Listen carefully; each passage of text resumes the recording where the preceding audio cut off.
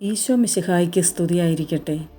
പരിശുദ്ധ കന്യക മറിയത്തോടൊപ്പം 365 ദിവസം നമുക്ക് ഒരുമിച്ച് യാത്ര ചെയ്യാം. ഫെബ്രുവരി 26 പലർമോയിലെ ഉപായമാതാവ്.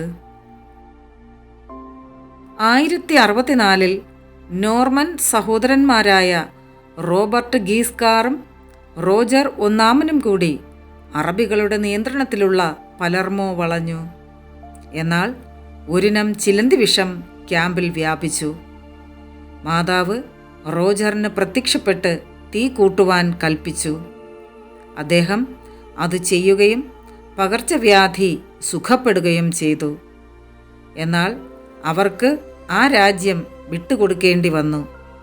അവസാനം 1072 നോർമൻസ് പലർമോ പിടിച്ചെടുക്കുകയും അവിടെ രക്ഷയുടെ അമ്മയ്ക്ക് പ്രതിഷ്ഠിക്കപ്പെട്ട ഒരു പള്ളി പണിയിക്കുകയും ചെയ്തു.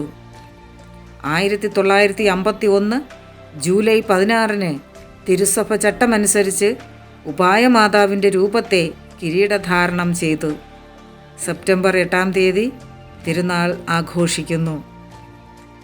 അമ്മേ, പരിശുദ്ധ അമ്മേ, ഞങ്ങളുടെ നാടിനെയും ഞങ്ങളുടെ രാജ്യത്തെയും എല്ലാ പകർച്ചവ്യാധികളിൽ നിന്നും കാത്തുരക്ഷിക്കണമേ എന്ന് ഞങ്ങൾ അങ്ങയോട് യാചിക്കുന്നു. Ave Maria.